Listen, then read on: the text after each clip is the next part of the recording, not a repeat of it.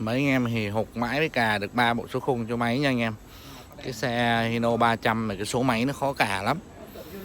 Nó nằm ở trong cái góc nó hẹp, cà nó không có lên nữa. Mà đi ra công an này số mờ quá thì họ lại không chịu. Số khung thì tương đối dễ nha anh em. Thấy anh này anh cà rẹt rẹt à. Rất đơn giản luôn. Xe nào cũng vậy, số khung là dễ cà nhất. Số máy thì nó nằm ở chỗ máy oăm lắm anh em.